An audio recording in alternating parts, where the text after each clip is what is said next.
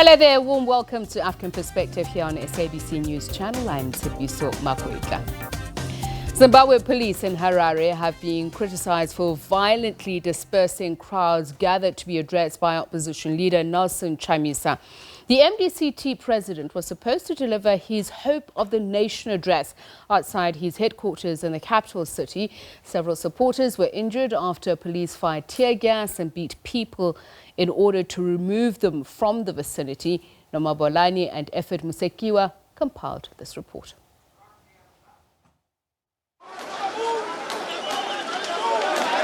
MDC supporters gathering outside the party headquarters were met with hostility from Zimbabwe riot police. The violent scenes went viral on social media throughout the day, with many criticizing the police for their heavy-handedness.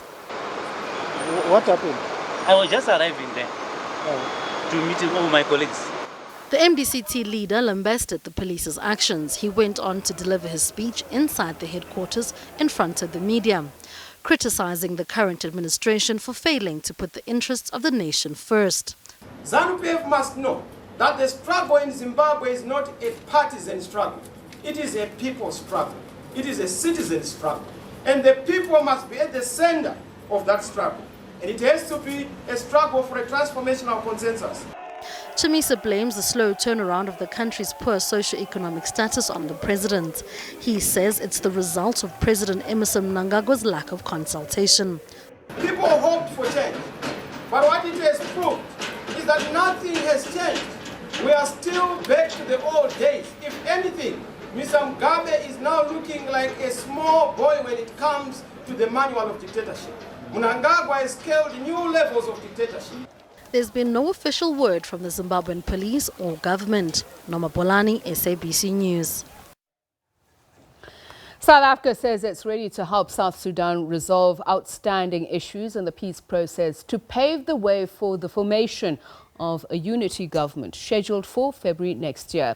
South Africa's Deputy President David Mabuza is in South Africa's capital of Juba. The SABC's Patrick Oyet has more. The South African Deputy President is meeting representatives of all parties to the peace agreement. David Mabuza has already held talks with Uganda's President Yoweri Museveni and head of Sudan's Sovereign Council, Al-Burhan. He is aiming to try and find a way of putting the South Sudan's peace process back on track after months of delay in forming a unity government stipulated in the deal. This visit will show that South Africa, and as the chair of the AU high-level panel, which is called the C5, will have shown the will and political will of African leaders to provide support to the peace process in South Sudan. South Sudan's government says it is committed to implementing the 2018 peace deal. The African Union's Peace and Security Council is warning the parties to South Sudan's peace agreement that they have a last chance to form a new government following months of delay in setting their differences. President Salva Kiir's government is calling for more support from members of the African Union and the international community. Pretoria is pledging to help. We have also made a provision for supporting our internally displaced and refugees in terms of relief by food items and non-food items, and is making further pledges to help us in finalizing the last steps before we can form the revitalized government before the end of 100 days. So this has been a very good day, and it's laying a foundation for other countries to follow suit. Opposition leader Riek Machar says he wants security sector reforms completed and the number of states in the country reduced from the current 32 to 10 before forming a new government. But the US has expressed frustration, and it says it will review its relationship with the East African nation after it missed to form a government by a November 12th deadline. Patrick Oyet, SABC, Juba, South Sudan. Now, this week marks 159 years since the first ship carrying indentured Indian labourers anchored in the coast of KwaZulu-Natal. The recruits were initially employed to work in the sugarcane plantations on 3-year contracts in South Africa. This week also commemorates the role of militant Indians who played a significant role in the struggle for liberation in South Africa.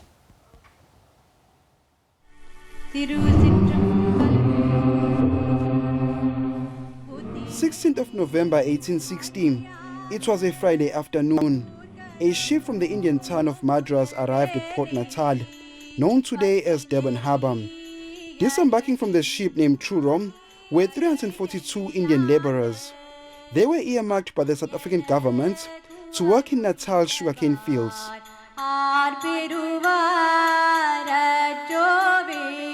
It turned out to be the creation of the largest Indian community outside of India. The majority of the labourers were allocated to employers along the province's coastal areas. Their place in this part of the country evolved with time, some even taking over the sugarcane industry. By 1899, there were 17,000 Indians in South Africa. 5,000 were merchants and hawkers. To date, the Indian community continues to thrive in the business sector. One of the amazing things about the Indian community is tenacity. The Indian community is a very dedicated, loyal community, and if you look around every business sectors, and they started their own business. Some of them came as traders, and over the years, they've evolved into a very successful family business. The Indian community also got involved in politics. In 1894, people like Dada Abdullah and Mahatma Gandhi formed the Natal Indian Congress. The aim was to fight racial discrimination. The party later affiliated to the ANC.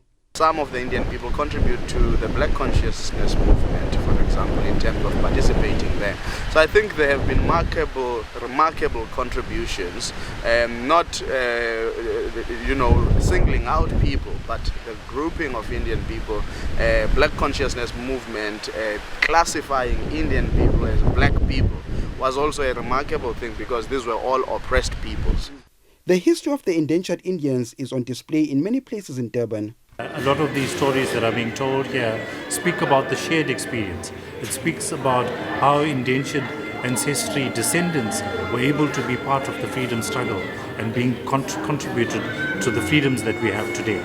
It's nearly 2 centuries since the arrival of just over 300 indentured Indians. That number has grown to over 1.2 million.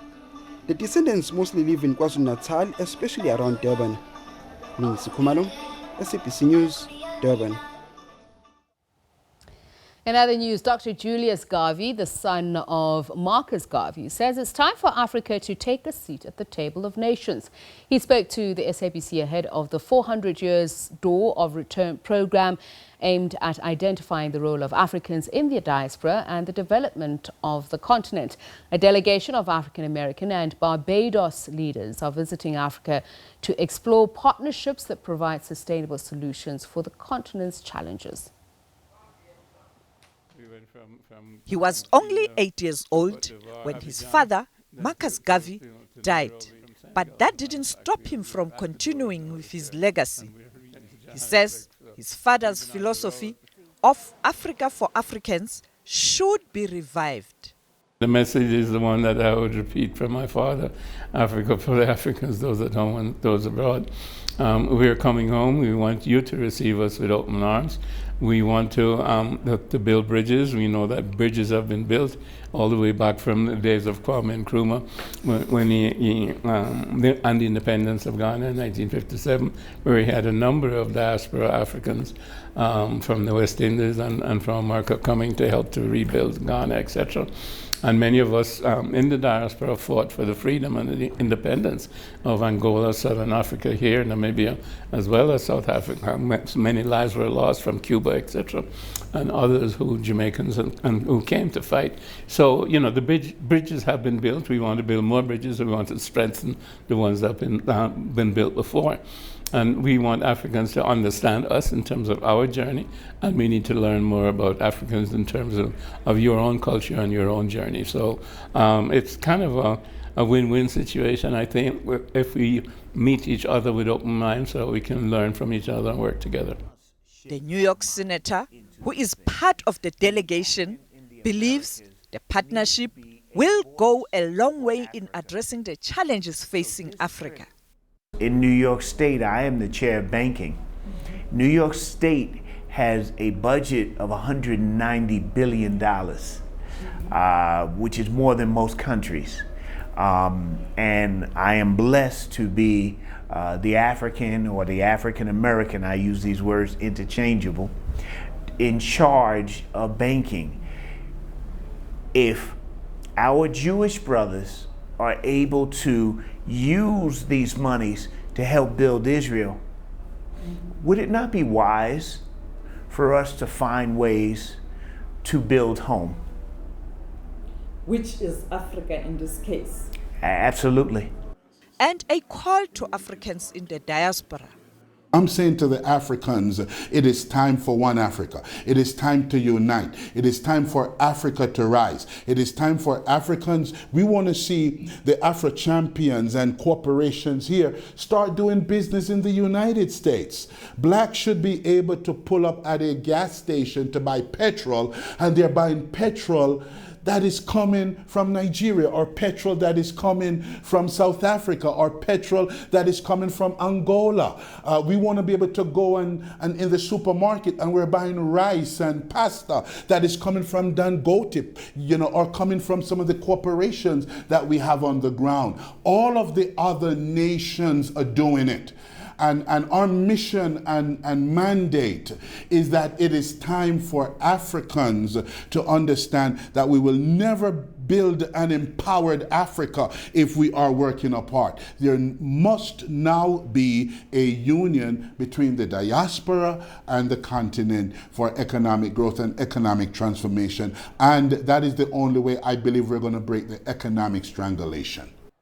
A two-day program has been lined up where the U.S. delegation will engage with different stakeholders at the Pan-African Parliament and a business forum in Johannesburg.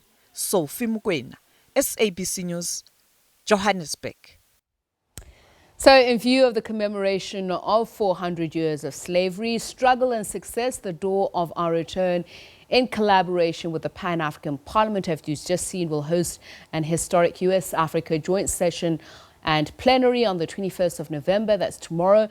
The Displaced African Children Journey Back Home to Africa will see some key African-American leaders, including from Barbados, starting their journey. In fact, they started it back on the 12th of November in Ghana, Senegal, and Gorée Island, and then here to South Africa. Dr. David Mulapo joins us now to talk a little bit more about this. A very good evening and welcome. Sepi, thank you so much for this opportunity, and hello to the viewers. So what are your thoughts about this? Just generally, you've recently come back home, and I wonder what kind of mental space that puts you in. Sure.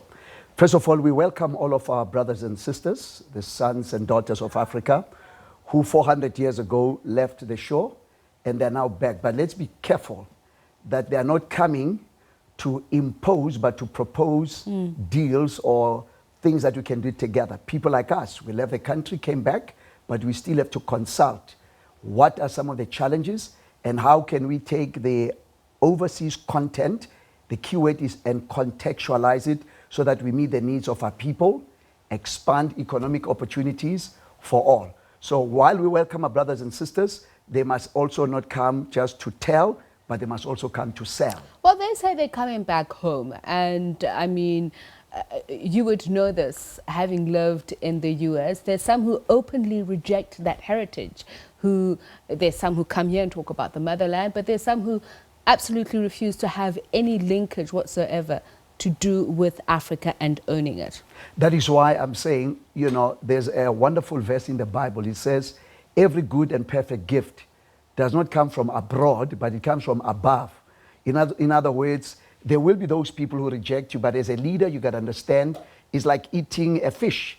You get the meat and leave the bone. So there will be those that are rejecting, but those that are genuinely, seriously coming back. Particularly I don't say older, the mature, people who realize that they can add more value in the development of Africa. Because whether we like it or not, the growth of the world is in Africa right now. So we'll talk about the development aspect, but they're also obviously also seeking something, identity, understanding thereof, historical lineage, where they come from. what is in it for African Americans who obviously are struggling in what some say is a foreign land?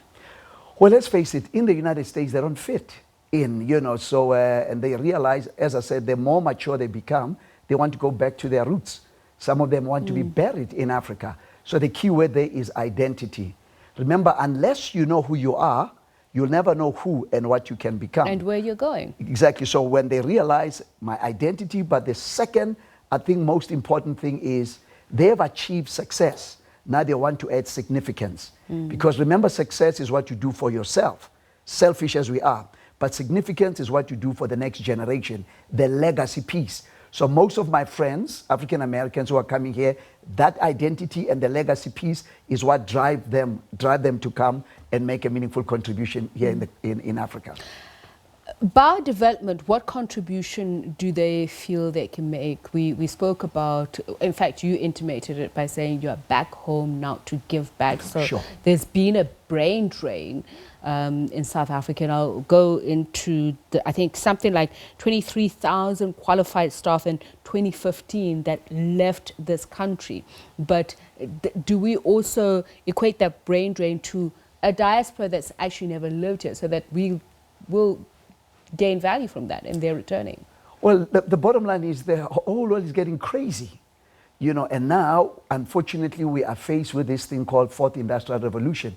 As you know, I'm the president of the ICANN, Fourth Industrial Revolution. So the technologies that we have been exposed to overseas, now that we can take them, contextualize them for Africa, so with our African American brothers together, we can now be able to use this technology to leapfrog, so that we can give opportunities to our young people. The statistics, particularly in South Africa, are sad. I mean, so many percentage of our unemployed graduates now. Forget the unemployed youth, unemployed graduates. So now the African Americans are saying, folks, you might have had brain drain, but brain gain is now for us to work together and see how we can make a meaningful contribution. Number one, political freedom is great, but we now need economic freedom. You've heard me say it over and over again. I like the song, I'd rather have Jesus than silver and gold. But my song, I'd rather have Jesus plus silver and gold. So we need the physical silver and gold, but also need that creativity. Even though the Fourth Industrial Revolution is here, there are still 10 to 13 skills that as African people, God has blessed us with, so that we can add value not only to South Africa, to Africa, but also to the world.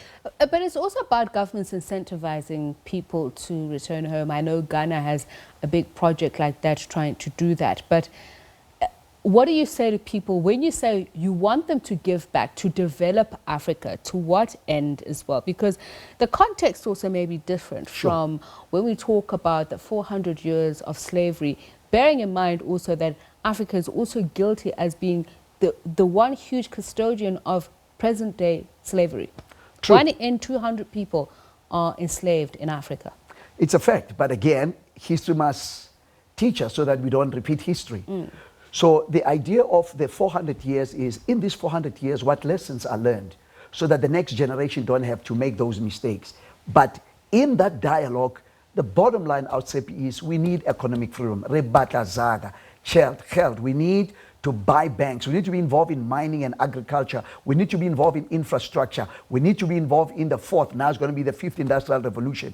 So again, using the brain gain from overseas, let us now see in Africa, with the African context, with the African people, particularly the next generation of leaders, let's see how we can come together fast and accelerate the pace of change in our continent. Okay, so let's talk about that, Rabatla Zaga. Yes. The World Bank says if 1 in every 10 members of the diaspora is persuaded to invest $1,000 in her or her country of origin, Africa could raise $3 billion a year for development financing. That's quite a significant number.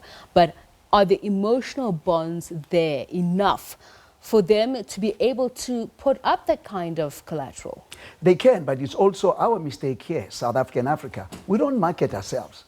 Again, we have been perceived as this dark continent, and we need to change the narrative. Remember, unless the lions tell their own story, the hunters will always give us their own version. So we are equally to blame, because we don't go there and specifically reach African Americans.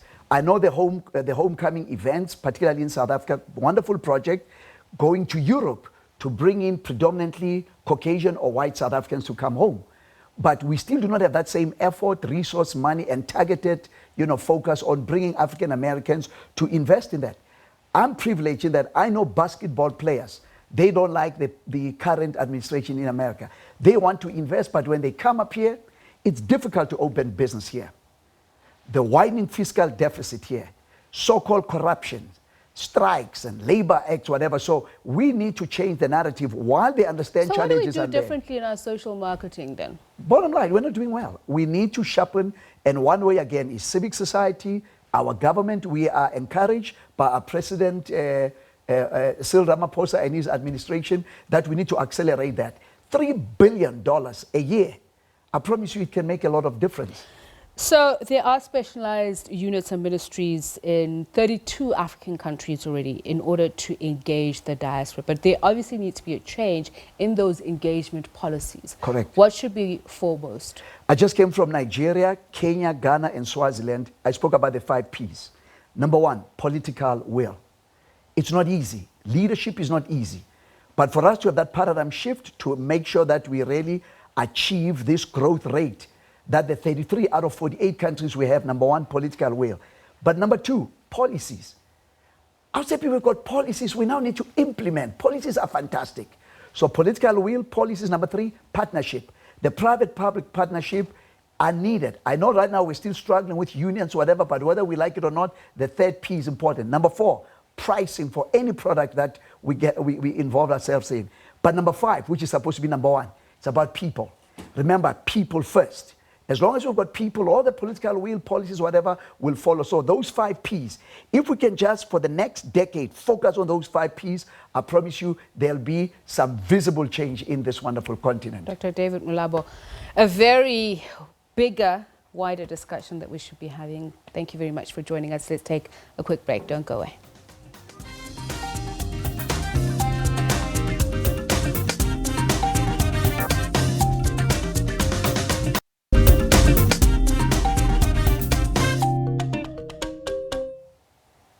And welcome back here to African Perspective. We're still discussing the 400th anniversary of slavery and looking at the door of our return in collaboration with Pan-African Parliament Project is to bring back home leaders of the diaspora. And of course, we're talking about the bigger picture with Dr. David Mulabo, what it means integrating members of the diaspora back into Africa, especially for Africa's development. And one of the things that, and we were speaking about the 5 key areas that you think that we should be concentrating on.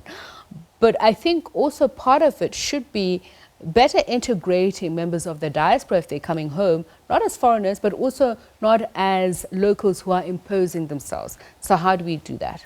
Well, 3 ways. 1, get closer to the local people. Again, every time leaders come in, and forget we're supposed to be 7 leaders. 7 leaders mean you feed the sheep, you don't feed the giraffe. So when we come up with this entitlement thing, I know it, I've got a PhD, I've passed high school with difficulties, I'm more educated, that you already miss the people. So number 1, get closer to the people. Listen, because you can't listen while you're far. Then number 3, let's begin to, okay, here are the local solution, global solution. How can we make sure that these solutions work for all of us? Because at the end of the day, there must be a win-win situation. Even if I invest, there must be some social cohesion, social responsibility. We need to make some money. But remember, as I said, legacy is what is important because, what am I leaving behind? That's what people want.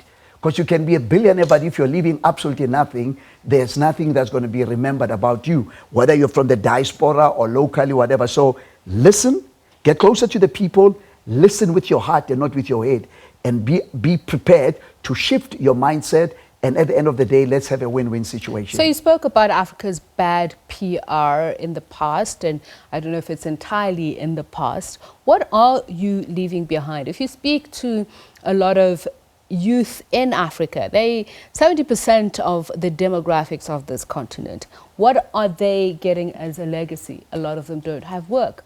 A lot of them don't have opportunities. A lot of them are not invited into those policy design and implementation spaces or political participation. Fortunately, I'm blessed in that I have been director of many companies, multi-million-dollar companies, listed companies. So as ICANN Fourth Industrial Revolution, we're already in 28 countries, focusing on youth development. We've got a program for youth in school, youth out of school, and unemployed youth. What do? We get some of our partners, local and overseas, begin to expose them, starting to change their mindset, that this thing of going to school so that you can get a job, those days are gone. Intrapreneurship and entrepreneurship are now the name of the game. The Fourth Industrial Revolution, there are no CETA accreditation, whatever, we need to leapfrog. So right now, as we speak in South Africa, more than 10,000 jobs are available in the banking sector, but we do not have the young people to fill those spaces in because our educational system, our curriculum is not readily available for us to feed the program. So what we do, it's all about disruption. So how do you disrupt? Some of the organizations that we work with, just take 2 young people, give them, whether you call it internship, whatever, get them opportunities to be hands-on, mentor them, coach and mentor them. It's one way of passing the baton. So I can safely say that in 28 countries, we are making an incredible difference. Between now and December, we've got homecoming events of more than 1,000 African Americans. They're coming in drips and drabs, 40, 500, 100, whatever. So you'll be hearing about the kind of stuff that we are doing. So it's not theory, it's practical stuff. They come up here with due respect. We meet little of government people. We need to go directly to the people. We thank God for the trade delegations. I've done hundreds of trade delegations. They have not yielded anything. So right now, while we respect trade delegations, let's go straight to giving these wonderful young people opportunities. So philanthropic efforts can take us so far. Somebody would talk about Oprah Winfrey, a well-known and very influential actor in such projects, even here in South Africa. But if you look at the circumstances of African Americans back home, there hasn't been much change. So if we're going to talk about skills transfer, for instance, for members of the diaspora coming, say, from the US to here in South Africa, what are we going to learn from them if their political situation has not changed? Let me give an example. An organization like African Bank, they went through a mess. They've now, are owned by other people. They have partnered with people like ICANN to say, okay, guys, practically, let's get some of these high school kids, get them into the banking space immediately. Again, philanthropy is great, but what if each and every organization, just like the National Development Plan, 20 or 30% of every deal, government deal, must be geared towards youth development, women. If we can just implement those things, I would say that's all we are saying. But we cannot wait for government. I repeat, we cannot wait for government. So it's up to us as capitalists, small, medium enterprises, as people who know other people, whatever, to be able to disrupt the system and begin to get some of these young people so that they can get into the mainstream of what we call the corporate world or entrepreneurship thing, so that we can fast track them. And thank God, with technology, we are already doing it. We thank God for the pockets of excellence, but if all of us were to do these things so that they own part of these companies. So as we begin to give them internship program, give them practical stuff, but they own these particular organizations, because at the end of the day, they will be running these organizations anyway. But that should also mean the existence of infrastructure, because if, for instance, we're talking about a more digitized world, yes, that means you also have to change your thinking and approach. If you're starting somebody from a primary school to start thinking within the context of the Fourth Industrial Revolution and the future of work, but we lack that. But as I can, we're already ahead of the game. We are right now working with life orientation educators. We call them career guidance teachers. The government is not giving us a cent. You can't wait for government. You go in and introduce what we call AVR, the whole virtual reality stuff.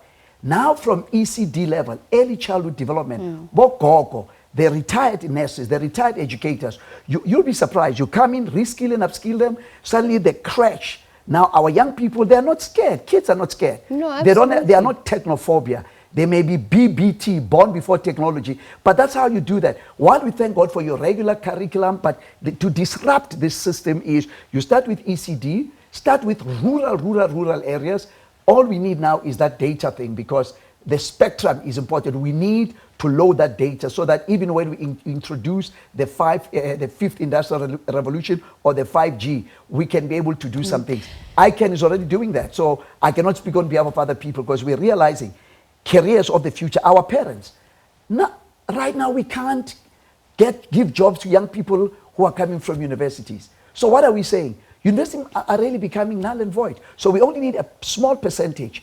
Let's begin to focus on TVET colleges. At least there we've got 80% of theory, 20% of practical work. The students are right there. So let's begin to disrupt things, begin to partner with TVET colleges, begin to partner with high school, begin to partner with primary schools and ECD educational centers. We're already doing that. But you can't say, I can't speak for other individuals, because that is the crux of the matter. Sure. That we need to develop individual and wider networks that are going to enable people in the diaspora and people on the continent to be able to do the kind of work that you're doing as ICANN.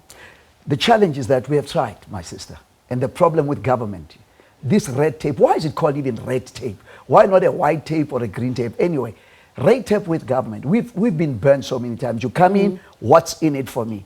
It is so discouraging because of the level of corruption. What's in it for me? It is a wonderful project. We can partner.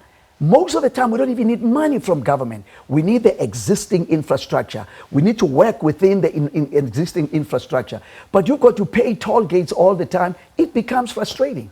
The beautiful part about technology, you now come to a point where you get people who are already doing stuff, plug them in. So the people from the diaspora, that's what they're wanting. David, forget all this red tape stuff. Where is it that we can plug in? There are a lot of NGOs, NPOs who are doing wonderful work. So instead of reinventing the wheel, let's begin to collaborate. That's the language of the fourth industrial revolution. Part of where you would start then is recognizing that some of these units that these countries have set up in order to facilitate these relationships suffer from dire understaffing and underfinancing. Isn't that where the diaspora then also comes in? But when they come in, let's be sure that the government make it easy for us to do that kind of business.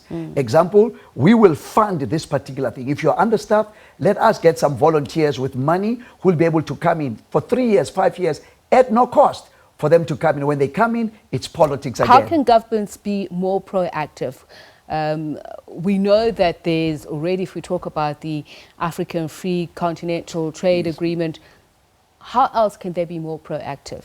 Let the governing people create an environment for business people to do business, for the NPO to thrive, whatever. Just let government people back off, create that space so that there's little regulation, so that business people know how to work with business people. NPOs know how to work with business people and government. So if they can just give us that leeway, not only talk, but apply what they're talking about, create those opportunities and allow us to collaborate. The problem is synergy. Everybody is working on their own silos. We need to come together and stop this talk shop. I say we are sick and tired of another seminar. In Afrikaans, ons is heeltemal nar met seminars. You know, all the seminars. We've got all the case studies. We've got all the findings. It's now time for implementation. But isn't there a huge elephant in the room that we're ignoring? That as much as African governments would have the political will to synergize all of these projects, there's also the historical impediments that lie within the infrastructure of Africa as it is, within its borders and with its relationship with its colonizers. True. But again, the number one P I said is political will. Because we cannot always just blame the colonizer stuff. We need to disrupt, do what we need to do. Example, I was one of those guys who was controversial. Why do we need tenders? The government right now, we're talking about the national health insurance. Why must you even be talking about it? X amount of money is regulated, so why don't you just go ahead, make sure the system works, give black people, the lawyers.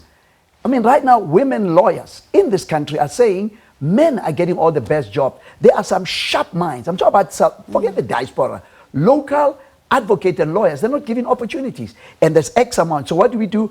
Every time as a black government, we still go back to our colonizers. So again, it's as if we don't believe. That because some of that development funding comes from that. It comes with constraints, comes with constrictions, and you have to adhere to some of those. Some of those, but still as a country can say we don't. No, but you can just say we don't take this.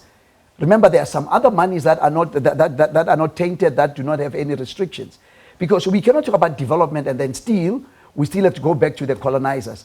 Then we'll still be slaves, like you said, forever. We can't afford that. Our young people are impatient. We cannot afford that same old system where we grew up, you know, to go like this. Those days are gone. So those who are coming to Africa in commemoration of 400 years of slavery, are they coming to a free Africa? Can they say that we are truly free and free of slavery and all the characteristics thereof? We are free politically. Like I said, we may be in government, but we don't have the power. The bottom line is what Nelson Mandela said many, many years ago, and Thabo Mbeki tried to push it. It's all about economic freedom.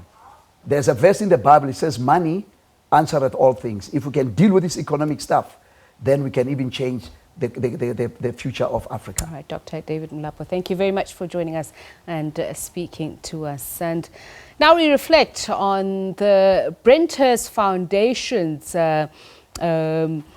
summit, which happened in Kenya. We'll tell you more about that later on. Let's take a quick break.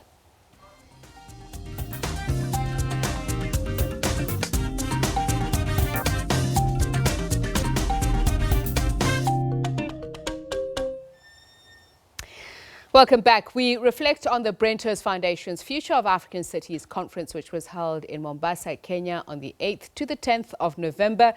It was attended by, among others, former President of Nigeria, Olusegun Obasanjo, and Haile Mariam Desalegn, the former Prime Minister of Ethiopia.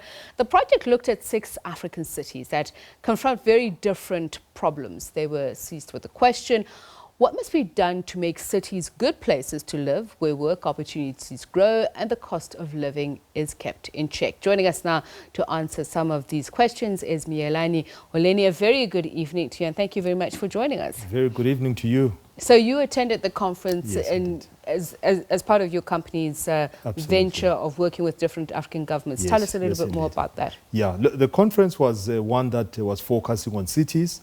And yes, you know that cities are now centers of urbanization. So from DISO Consulting, we are working on looking at how to make cities work as well, including local cities. But there are many cities on the African continent which present a lot of opportunities. But also, if those opportunities are not harnessed properly, they may become disasters in those cities. So if you look at what the work was looking at in 2100, if you look at the projection, cities like Lagos will be having 87 million people living in the city. Kinshasa will be following, as well as Dar es Salaam. So you're having cities exploding with respect to growth. But how do you fund the development of infrastructure? How do you keep the cities safe? How do you govern those cities so that there's order within the cities? And as well as how do you take advantage of technology to make sure that those cities continue to work as efficiently as possible? So that is what the work was centered on. What is lacking the quality of governance? Because I remember a report, I think, 20 years ago, warning about the explosion of urban migration. Well, if you look at what is happening, the centers or cities are becoming centers of growth. And this is not just an African phenomenon, it's a global phenomenon. Cities are becoming more powerful, and in many cases are also starting to set up policy or to set policy. So it means even the quality and the capabilities of people who are working within the city need to be that much more advanced so that they can be able to govern the cities. So governance in many of the African cities has been seen to be a challenge, but somehow the cities seem to be working. But the only question we must always ask is how long will it sustain the kind of duct tape working that is currently happening. So governance becomes a very big issue, and not only from a political point of view, but also from business.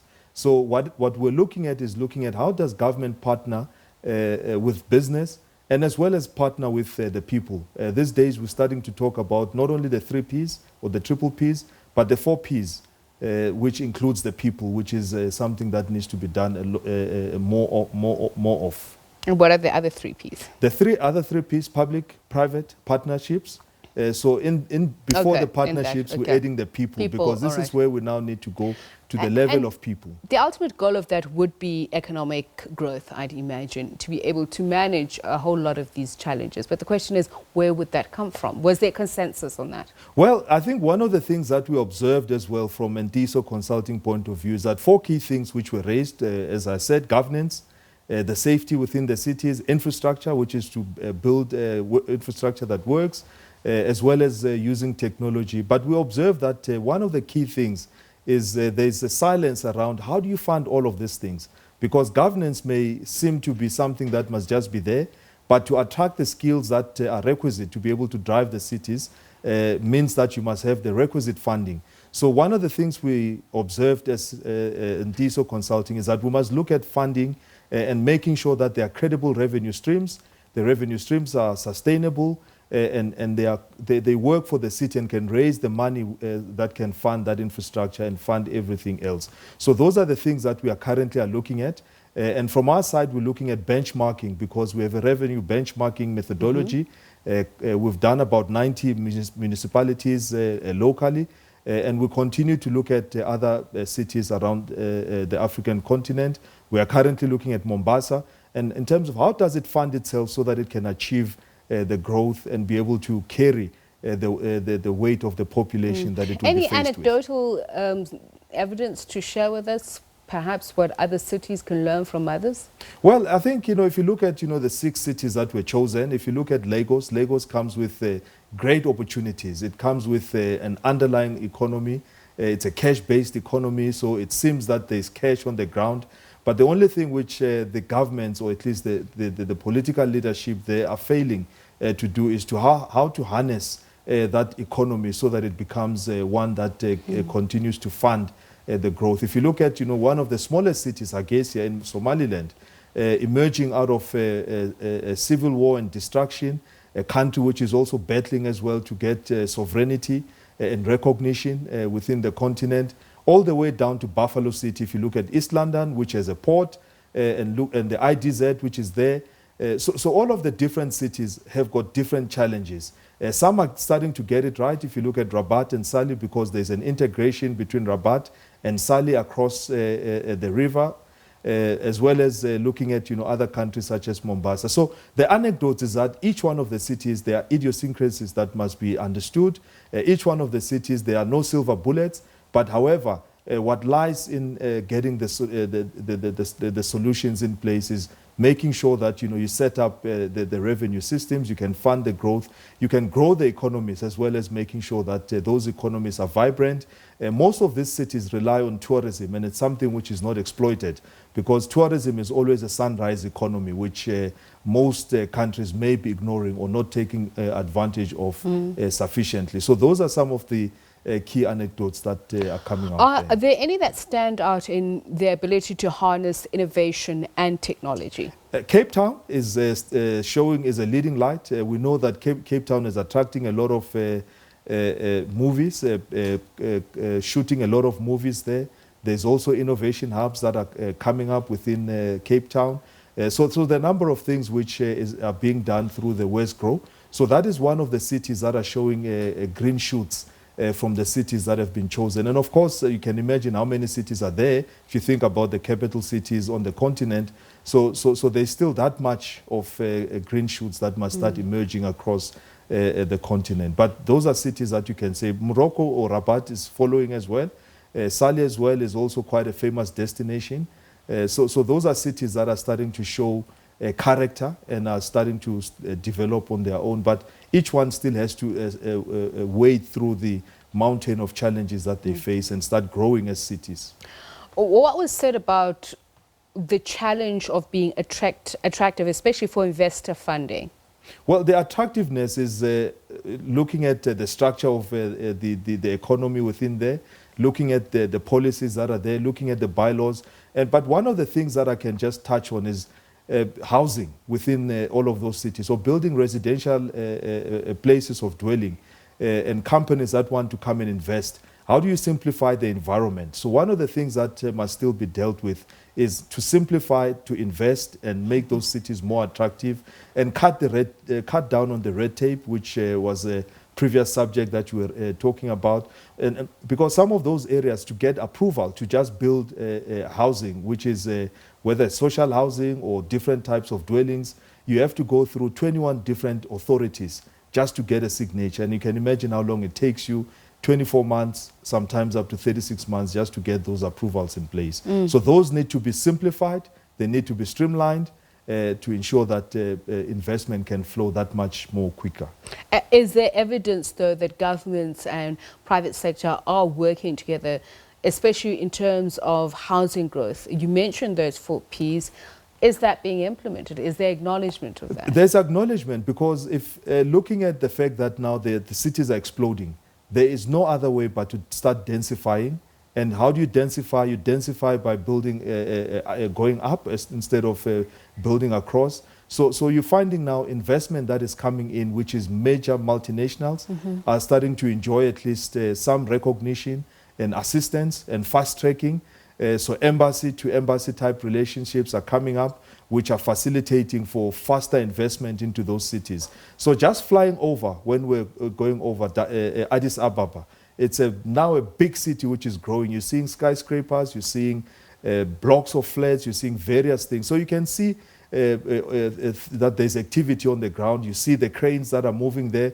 And it was often said that if you see a lot of cranes, it's a good sign. It's a good development. Absolutely. But still there's a problem of planning and service provision. Why is that? Well, planning is one of the things that was also identified, and we'll dwell on that quite a lot, because one of the things that happens is that we tend to leave a lot to the political leadership and not work with them to give guidance, because policies for the sake of policies can even destroy the very economies that must be growing. So part of the planning is making sure that the government as well as business start working together, even in the conceptualization. One example that was also taken as well is, if you think of even in our local shores, tenders that must be planned. Think of a tender to have constructed the Gautrain, for instance. If it was just left, perhaps, to just, a few people within the government offices who perhaps have never seen some of these systems, what could have happened? But the partnerships that were invoked ensure that there is a collaboration between government as well as business, and that tends to help as well for government to help business to understand the policy. So there's cross-pollination that must always be taken care of. Yeleni Holeni, thank you very much for your time of TISO Consulting. That's how we come to the end of the program. The Africa Unite concert scheduled for the 23rd of the 24th of November in South Africa that's been cancelled. I'm sure many of you have heard now. Organisers saying that they made the decision after calls to boycott and protest the concert. At the centre of the protest, the concert's headlining act, Nigerian superstar Burna Boy, who's been accused of spreading defamatory and fake news over so-called xenophobia in South Africa. In other entertainment news, nominations for the 62nd Annual Grammy Awards have been released, and Burna has been nominated for Best World Music Album for African Giant. South Africa's Trevor Noah has also been nominated for a statuette. That's how we leave you. Thank you so much for joining us on African Perspective. Good night.